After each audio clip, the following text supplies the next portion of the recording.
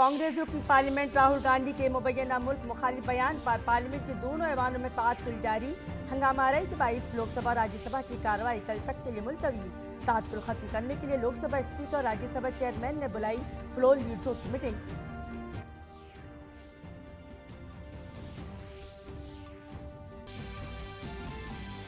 राहुल गांधी के बयान पर भारतीय जनता पार्टी ने तेज किए हमले। कांग्रेस रुकन पार्लियामेंट राहुल गांधी का गद्दार मीर जाफर से किया मवासना। बीजेपी तर्जुमान समित पात्रा ने कहा, कांग्रेसी शहजादे गैर मुल्की ताकतों की मदद से बनना चाहते हैं नवाब। माफी से कम कुछ भी काबिल कबूल नहीं। लंदन में भारतीय हाई कमीशन के बाद अब अमेरिका में भारतीय कौंसिल खाने पर इंतहा पसंदों का हमला। भारत ने दर्ज कराया सख्त एहतजाज। अमेरिका ने भी की हमले की मजम्मत।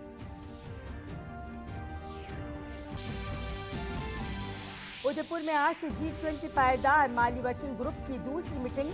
90 से ज्यादा नुमाइंदे एक्शन प्लान और तरजीहात वाले शोबों पर कर रहे हैं तबादला ख्याल। नागपुर में सिविल 20 की मीटिंग का आज दूसरा दिन।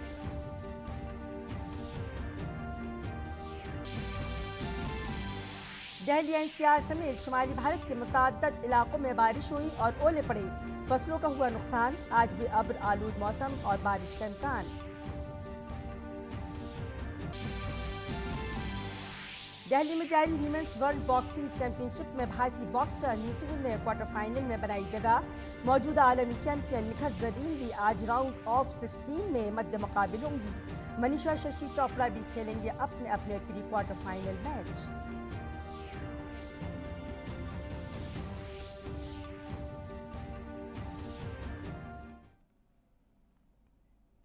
आदाब 5:30 के खबरनामे में आपका खैर मकदम है। मैं हूं सबिया खान। खबरें तफसील से। पार्लियामेंट का बजट इजलास आज भी हंगामा आराई के साथ शुरू हुआ। अरकान पार्लियामेंट के हंगामे के बाइस दोनों ऐवानों की कार्रवाई पहले दोपहर तक 2 बजे और फिर दिन भर के लिए मुलतवी कर दी गई। लोकसभा में अपोजिशन के अरकान ने जेपीसी का मुतालबा करते हुए वेल में नारेबाजी शुरू कर दी, जिसकी वजह से ऐवान की कार्रवाई एक बार फिर ठप हो गई। लोकसभा स्पीकर ओम बिरला और राज्यसभा के चेयरमैन ने ऐवान में ताअत्तुल को दूर करने के लिए आज तमाम पार्टियों के लीडरों की मीटिंग अपने चैम्बर में बुलाई है।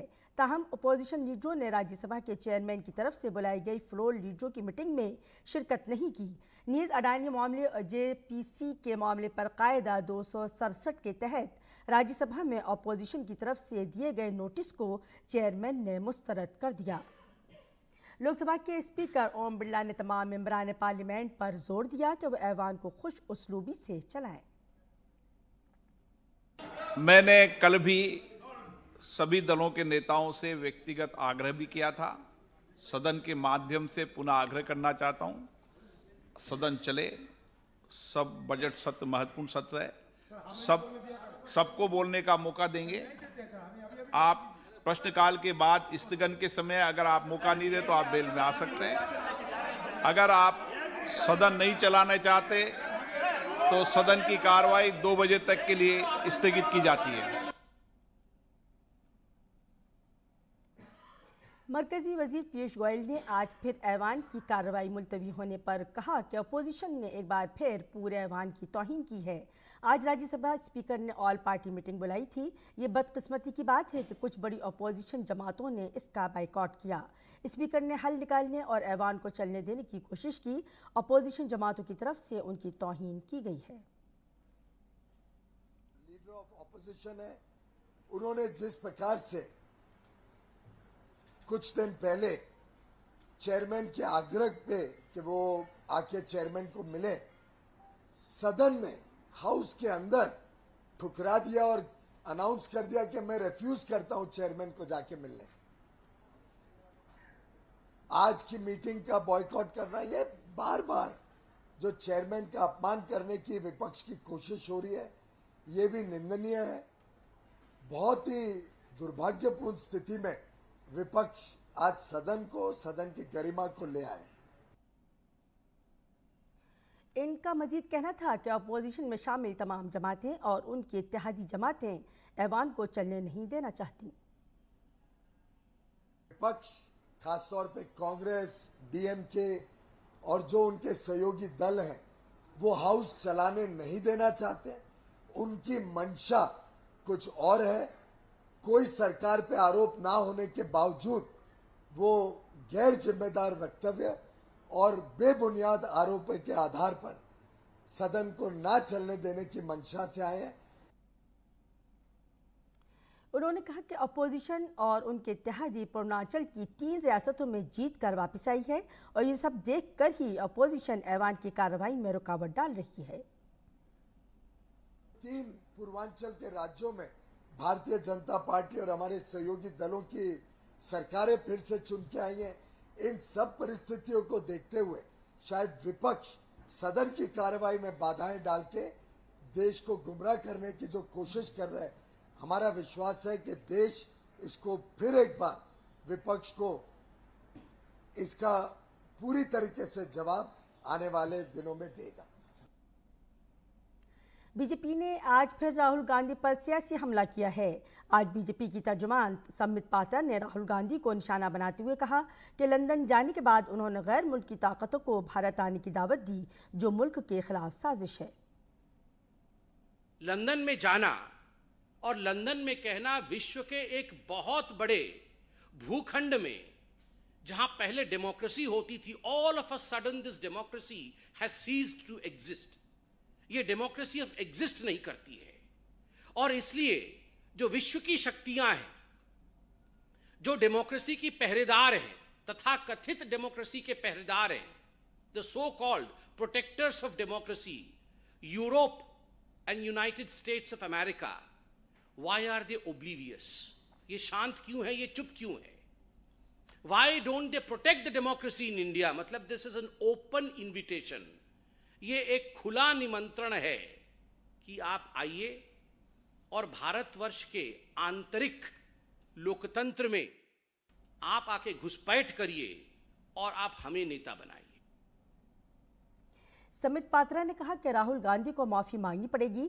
उन्होंने कहा कि राफेल मामले में भी उन्हें माफी मांगनी पड़ी थी और आज उन्हें पार्लियामेंट के फ्लोर पर भी माफी मांगनी होगी।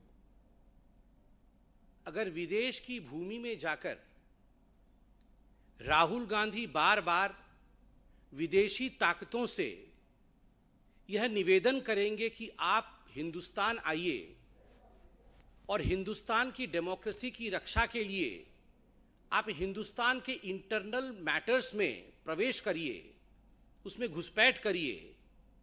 अगर यूके से और यूएस से राहुल गांधी लंदन में बैठकर इस प्रकार का डिमांड करेंगे तो स्वाभाविक रूप से देश इसे एक बहुत ही सहज भाव से ग्रहण नहीं करेगा, क्योंकि ये पहली बार इस प्रकार से जाके लंदन में कह रहे हो हिंदुस्तान की डेमोक्रेसी के खिलाफ। ऐसा नहीं है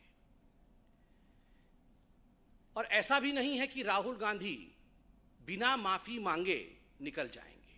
माफी तो उन्हें मांगना ही पड़ेगा। सम्बित पात्रा ने कहा कि शहजादे दूसरे मुल्कों में जाकर खुद को नवाब बनाने का मुतालिबा कर रहे हैं। सम्बित पात्रा ने कहा कि राहुल ने लंदन में जो कुछ किया वो मीर जाफर की याद दिलाता है। शहजादे को नवाब बनना है। कांग्रेस पार्टी में आज लोकतंत्र शेष नहीं है। कांग्रेस पार्टी जनता जनार्दन, हिंदुस्तान के जनता जनार्दन के आशीर्वाद से शहजादे को नवाब नहीं बना सकती है। इसलिए दूसरे देशों में जाकर शहजादे प्लीड करते हैं कि मुझे नवाब बनना है, तुम मेरी मदद करो। ये नहीं चलेगा। It would not be an aberration to say that Rahul Gandhi is the present day Mir Jafar of Indian polity. जो उन्होंने लंदन में किया है वो ठीक वही किया है। शहजादा नवाब बनना चाहता है और शहजादे ने ईस्ट इंडिया कंपनी की मदद मांगी है नवाब बनने के लिए। History repeats itself. The present day Mir Jafar of Indian polity Rahul Gandhi has to apologise. Mir Jafar को माफी मांगनी ही पड़ेगी। दिल्ली में आम आदमी पार्टी की हुकूमत का बजट आज असेंबली में पेश नहीं किया जाएगा। मरकजी वजारत दाखिला ने वजाहत की है कि बजट से मुताल्लिक कुछ मालूमात दिल्ली हुकूमत से मांगी गई थी। दिल्ली हुकूमत ने ये मालूमात फराहम नहीं की। वजारत दाखिला ने दिल्ली हुकूमत से जानना चाहा कि किस तरह तरक्याती मनसूबों से ज़्यादा इश्तिहारात पर खर्च हो रहा है। सड़कों, बिजली सब्सिडी, पानी सब्सिडी, तालीम और सेहत जैसे बुनियादी कामों के लिए इस बार दिल्ली हुकूमत ने कम रकम मख्तस की थी। वजारत दाखिला ने इन मसाइल पर दिल्ली हुकूमत से जवाब भी तलब किया है। फिलहाल दिल्ली हुकूमत ने इन बातों का कोई जवाब नहीं दिया है। दिल्ली में बजट पेश न होने के सिलसिले में मुसलसल इल्ज़ामात और जवाबी इल्ज़ामात के दरमियान इत्तलात और नशरियात के वज़ीर अनुराग सिंह ठाकुर ने कहा है कि वजारत दाखिला ने 17 मार्च को दिल्ली हुकूमत से बजट के हवाले से कुछ जानकारी मांगी थी और आज 21 मार्च तक ये मालूमात दस्तयाब नहीं कराई गई है। स्टेटमेंट यानी कि बजट 2023-24 और जो पिछले वर्ष का second and last batch of supplementary demand था, उसको लेकर जो दिल्ली सरकार ने अपने पेपर्स भेजे थे गृह मंत्रालय में ताकि राष्ट्रपति जी की अनुशंसा हो सके, सैंक्शन मिल सके, उसमें एलजी महोदय ने कुछ क्वेरीज लगाई थी ताकि इंटरेस्ट में ही दिल्ली सरकार के और एमएचए ने वापस 17 तारीख को दिल्ली सरकार को उसमें बदलाव करके वापस भेजने के लिए उनको कहा था। 17 तारीख से लेकर 21 तारीख हो गई, लेकिन दिल्ली सरकार 4-5 दिनों में जवाब नहीं दे पाई। भारत की G20 की सदारत के तहत पायदार मालियाती वर्किंग ग्रुप की दूसरी मीटिंग आज से राजस्थान के उदयपुर में हो रही है। इस सहरोज़ा इजलास के दौरान G20 के रुकन ममालिक, भारत की जानिब से मदऊ ममालिक और मुख्तलिफ बैनुल अक़वामी तंजीमों के 90 से ज़ायद नुमाइंदे शिरकत कर रहे हैं। मंदूबीन साल 2023 के लिए एक्शन प्लान और तरजीहात वाले शोबों पर तबादला ख्याल कर रहे हैं। G20 पायदार मालियाती वर्किंग ग्रुप की दूसरी मीटिंग में बातचीत को आगे बढ़ाने और 3 तरजीही शोबों के से मुताल्लिक पिछली मीटिंगों की अहम बातों, मौसमियाती फाइनेंस के लिए वक्त पर और मुनासिब वसाइल फराहम करने, पायदार तरक्की के अहदाफ के लिए मौसमियाती फाइनेंस के लिए बर वक्त और मुनासिब वसाइल के लिए मैकेनिज़्म, पायदार तरक्की के अहदाफ के फाइनेंस का मौसर इंतज़ाम करने और जामे तरक्की की समत में फाइनेंसिंग के लिए माहौलियाती निज़ाम की सलाहियत का जायज़ा लिए जाने का इम्कान है। दिल्ली एक्साइज पॉलिसी केस में बीआरएस लीडर तेलंगाना के वज़ीर आला की बेटी के कविता आज दोबारा इन्फोर्समेंट डायरेक्टोरेट के सामने पेश हुई। कविता से दिल्ली एक्साइज पॉलिसी से मुतालिक मनी लॉन्ड्रिंग केस में पूछगछ की जा रही है। इससे कबल कल भी इन्फोर्समेंट डायरेक्टोरेट ने कविता से तकरीबन 10 घंटे तक पूछगछ की। पीर को पूछगछ के दौरान कविता और अरुण पिल्लई का आमना सामना हुआ। ईडी का दावा है कि शराब घपले में मुलव्वस साउथ ग्रुप का फ्रंटमैन अरुण पिल्लई कविता का करीबी है।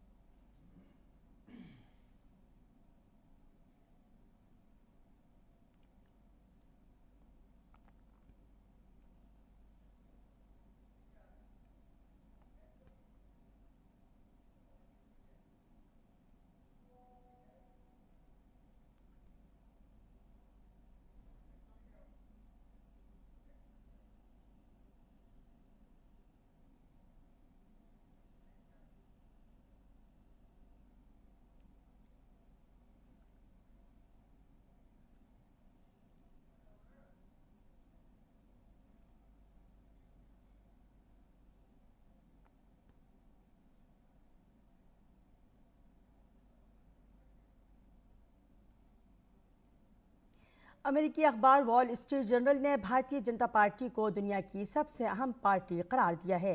वॉल्टर रसल मेड ने इस राय का इजहार अखबार में शाये होने वाले एक मजमून में किया है। मेड ने मजमून में लिखा है कि भारतीय जनता पार्टी दुनिया की सबसे अहम सियासी जमात है और इसे कम नहीं समझा जा सकता है।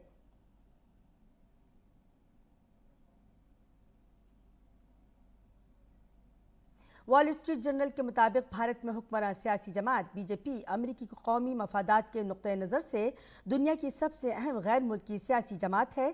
इस वक्त इसे कम नहीं समझा जा सकता है। 2014 और 2019 में मुसलसल फतूहात के बाद बीजेपी 2024 में दोबारा जीत की तरफ गामसन है। मजमून में कहा गया है कि भारत जापान के साथ साथ हिंद बहरुल काहिल खत्ते में अमेरिकी हिकमत अमली में एक बड़ी इक़्तिसादी ताकत और एक अहम मुल्क के तौर पर उभर रहा है। मुस्तक़बिल करीब में बीजेपी मुल्क पर गलबा हासिल करेगी, जिसकी मदद के बगैर बढ़ती हुई चीनी ताकत को मुतवाज़न करने की अमेरिकी कोशिशें नाकाम हो जाएंगी। अखबार ने पार्टी को अक़लियतों की तरफ से मिलने वाली हिमायत पर भी रोशनी डाली है। अखबार ने शुमाल मशरक़ी रियासतों नागालैंड और मेघालय में पार्टी की हालिया फतूहात का भी जिक्र किया और लिखा कि बहुत से लोग RSS की ताकत से खौफज़दा हैं, जो एक मुल्क गिर हिंदू कौम परस्त तंजीम है जिसका बीजेपी क़यादत से करीबी ताल्लुक़ है। ताहम भारत की शुमाल मशरक़ी खत्ते ईसाई अक्सरियती रियासतों में बीजेपी ने अपनी हालिया काबिल ज़िक्र सियासी कामयाबियाँ हासिल की हैं। WSJ में मीडिया ने लिखा, तकरीबन 200 मिलियन की आबादी वाली रियासत उत्तर प्रदेश में बीजेपी हुकूमत को शिया मुसलमानों की भरपूर हिमायत हासिल है। अखबार के मुताबिक RSS के कारकुनों ने ज़ात पात के इम्तियाज़ से लड़ने की कोशिशों में अहम किरदार अदा किया है। इस मकाले ने अमेरिकी थिंक टैंक्स ने कहा, बीजेपी और RSS के सीनियर लीडरों के साथ साथ उनके कुछ नाक़दीन के साथ गहरी मुलाकातों के बाद इस बात पर कायल हूँ कि आमतौर पर अमरीकियों और मगरबी लोगों को आमतौर पर एक ताकतवर तहरीक के साथ मजीद गहराई से जोड़ने की ज़रूरत है। भारत ने 2023 के पहले 2 महीनों में $2 बिलियन से ज़्यादा के स्मार्टफोन बरामद किए हैं। तकरीबन 16,500 करोड़ रुपए के स्मार्टफोन की बरामद में बड़ी कंपनियों का अहम हिस्सा है। भारत के स्मार्टफोन मैन्युफैक्चरर्स ने कहा है कि अप्रैल 2022 से फरवरी 2023 के अरसे में भारत से स्मार्टफोन्स की बरामद एक साल पहले के मुकाबले में दुगना हो गई है। ये मालूमात India cellular and electronics association के डेटा से हासिल की गई है। अहम बात यह है कि भारत में स्मार्टफोन बनाने वाले हर माह $1 बिलियन की बरामद पर तवज्जो मरकूज़ कर रहे हैं। मरकज़ की मोदी हुकूमत की जानिब से प्रोडक्शन लिंक्ड इनिशिएटिव स्कीम की वजह से स्मार्टफोन बनाने वालों के कारोबार में इजाफा हुआ है। आदाद शुमार के मुताबिक भारत की स्मार्टफोन बरामदात में एप्पल और सैमसंग कंपनियों का हिस्सा 90% है। आइए कोरोना इन्फेक्शन के ताज़ा तरीन आदाद शुमार देखते हैं। वज़ारत सेहत और ख़ानदानी बहबूद के मुताबिक गुज़िश्ता 24 घंटों के दौरान मुल्क भर में कोरोना के 699 नए केसेस दर्ज हुए। साथ ही गुज़िश्ता 24 घंटों में 435 मरीज़ इलाज के बाद सेहतयाब हुए हैं, जिसके बाद मुल्क में सेहतयाबी की शरह 98.79% हो गई है। इस वक्त हफ्तावार पॉजिटिविटी शरह 0.91% रिकॉर्ड की गई है। इसके साथ यौमिया पॉजिटिविटी की शरह 0.71% रिकॉर्ड की गई। मुल्क में कोरोना के एक्टिव केसेस की तादाद 6,559 है। मुल्क के कई हिस्से इन दिनों वायरल की जद में हैं। डॉक्टरों का कहना है कि यह वायरल का मौसम है, इसलिए घबराने की ज़रूरत नहीं। लोग एहतियाती तदाबीर इख्तियार करें और वायरस से बचें। हुजूम में मास्क पहनें, गर्मी बढ़ने से वायरल बीमारी ठीक हो जाएगी।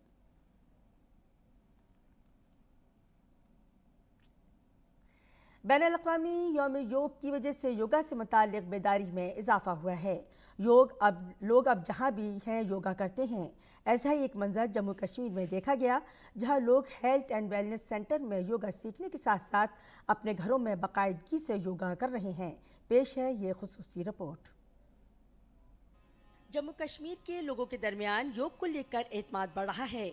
योग की अहमियत और अफादियत से वाक़फियत हासिल होने के बाद ये लोग इस बात को आसानी से समझ गए हैं कि योग से सेहत पर बेहतरीन असरात मुरत्तब होते हैं और इसमें जम्मू कश्मीर के हेल्थ एंड वेलनेस सेंटर ने अहम किरदार अदा किया है। मज़कूरा सेंटर में मकामी योग तरबियतकार लोगों को योग की तरबियत देते हैं, लिहाजा ये योग तरबियतकार योग महाउत्सव में हिस्सा लेने दिल्ली के मोरारजी देसाई कौमी योग संस्थान में आए हैं। ये चीज़ वहाँ पे इतनी नहीं थी, तो अब धीरे धीरे हो रही है। लोग इसमें इंटरेस्ट ले रहे हैं, लोग जागरूक हो रहे हैं। लोगों की ये सोच मेंटलिटी जो थी वो आहिस्ता आहिस्ता चेंज हो रही है। हमारे जितने भी वेलनेस सेंटर्स हैं वहाँ पे हम पोस्टेड हैं और हम जो है ऑलरेडी कैंप्स कर रहे हैं। आउटरीच कैंप्स भी हम कर रहे हैं और हमारे पास जो पेशेंट्स आ रहे हैं उनको भी हम बता रहे हैं। आउटरीच में स्कूल्स आ गए, अपने पंचायत घर आ गए, या कोई डिपार्टमेंट जो ऑर्गेनाइज करवाता है तो हम वहाँ पे करवाते हैं। ऑलरेडी ये सब चीज़ें चल रही हैं।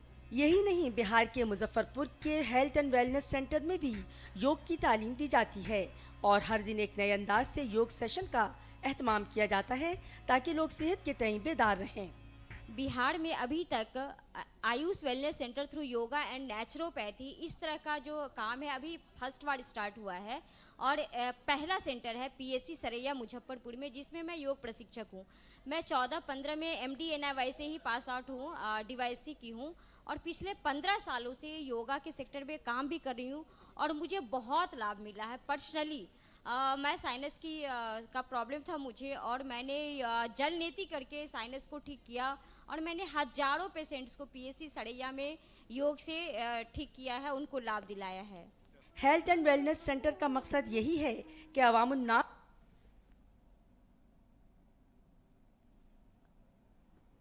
ऑल इंडिया यूनानी तिब्बी कांग्रेस ने दिल्ली प्रेस क्लब में एक मुफ्त तिब्बी कैंप का इनेकाद किया। इस तकरीब में यूनानी स्कूल ऑफ मेडिसिन की अफादियत और फ़वाइद को फ़रोग़ दिया गया और मरीज़ों को मुफ्त अद्वियात दी गईं। हमारी नामनिगार नदिता डागर ने यूनानी डॉक्टरों से बात की, जिन्होंने कहा कि वजारत आयुष की तश्कील से यूनानी अद्वियात की मकबूलियत में इजाफा हो रहा है और इन अद्वियात की कोई मुज़िर असरात नहीं हैं।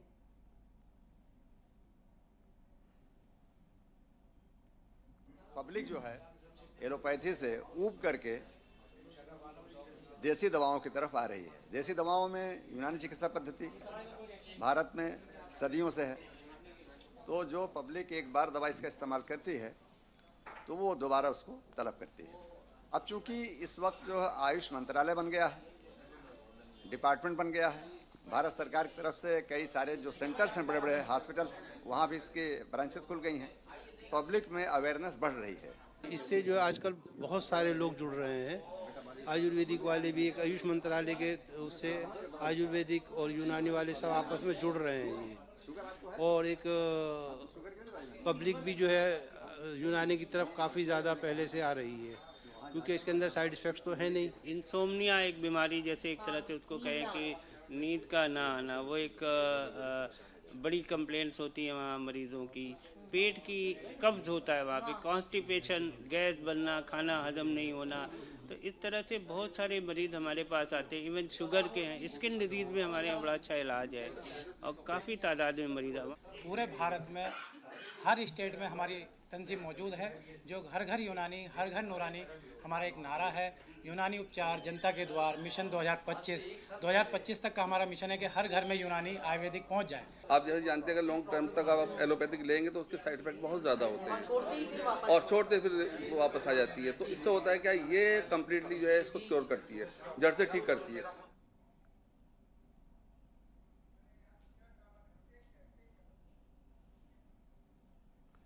एक ज़माने में भर्ती के अमल में अकरबा परवरी के बहुत से इल्ज़ामात लगाए जाते थे और निचले ग्रेड की पोस्टों के लिए इंटरव्यूज़ में ये जानिबदारी काफ़ी ज़्यादा देखी जाती थी। इस तासुब को दूर करने के लिए वज़ीर-ए-आज़म नरेंद्र मोदी ने ग्रुप बी की नॉन गेजेटेड भर्तियों के अलावा ग्रुप सी और दीगर निचले दर्जे की मुलाजमतों के लिए भर्ती के अमल से इंटरव्यूज़ को हटा दिया। वज़ीर-ए-आज़म ने 25 अक्टूबर 2015 को नश्र होने वाले मन की बात प्रोग्राम में अपने इक़दाम का ऐलान किया।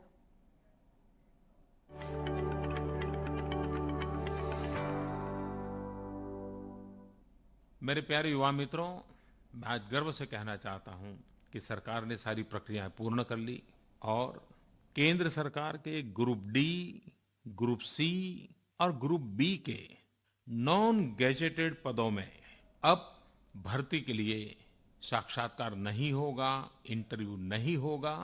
1 जनवरी 2016 ये लागू हो जाएगा।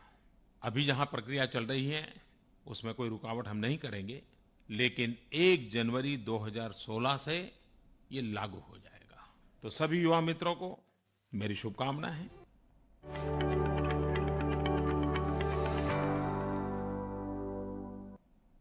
लंदन में भारतीय हाई कमीशन पर हमले के बाद अमेरिका के शहर सैन फ्रांसिस्को में भारतीय कौंसलेट पर हमला हुआ है। इस वाक़े के बाद भारत ने शदीद एहतजाज दर्ज कराया है। वज़ारत ख़ारिजा के मुताबिक अमेरिकी सफारत खाने के अफसर इंचार्ज से मुलाकात में वाज़ेह तौर पर कहा गया कि सफारती नुमाइंदगी की हिफाजत और तहफ़्फ़ुज़ अमेरिकी हुकूमत की बुनियादी जिम्मेदारी है। ये भी कहा गया कि इस मामले में ऐसे इक़दाम किए जाएँ ताकि आइंदा ऐसा कोई वाक़या पेश न आए। वज़ारत ख़ारिजा के मुताबिक वाशिंगटन में भारतीय सफारत खाने ने अमरीकी महकमा खारजा को भारत तशवीश से आगाह किया और उनसे कहा कि वो अपनी जिम्मेदारी पूरी करें। सैन फ्रांसिस्को में इंतहा पसंदों के हामियों के एक मुश्तइल ग्रुप ने कल भारतीय कौंसलेट जनरल की इमारत पर हमला किया और तोड़फोड़ की थी। दूसरी जानिब लंदन में भारतीय हाई कमीशन में तोड़फोड़ और इमारत की पहली मंजिल से तिरंगा उतारने पर एक शख्स को गिरफ्तार कर लिया गया है। भारत के शदीद एहतिजाज के बाद अमेरिका ने भी सैन फ्रांसिस्को में भारतीय कौंसल खाने पर हमले की मजम्मत की है। अमेरिकी महकमा खारजा ने भी सफारतकारों के तहफ़्फ़ुज़ के अपने वादे का इआदा किया है। अमेरिका की कौमी सलामती कौंसिल के तर्जुमान जॉन कर्बी ने कहा कि भारतीय कौंसल खाने में तोड़ फोड़ कतई काबिल कबूल नहीं है। उन्होंने कहा कि स्टेट डिपार्टमेंट की डिप्लोमेटिक सिक्योरिटी सर्विस मकामी हुक्काम के साथ मिलकर मामले की सही तरीके से तहकीकात कर रही है। दिल्ली में जारी वीमेंस वर्ल्ड बॉक्सिंग चैंपियनशिप में भारतीय बॉक्सर नीतू ने क्वार्टर फाइनल में जगह बना ली है।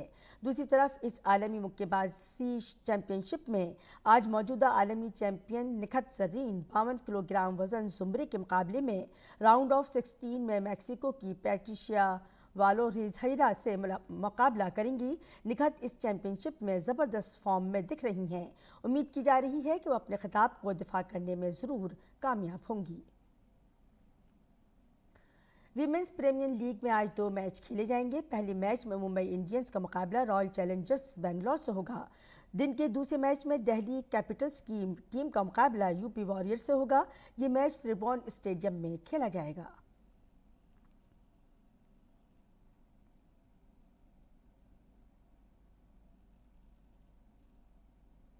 और इसी के साथ 5:30 का खबरनामा अपने अख्तिताम को पहुंचा। इजाज़त दीजिए। आदाब।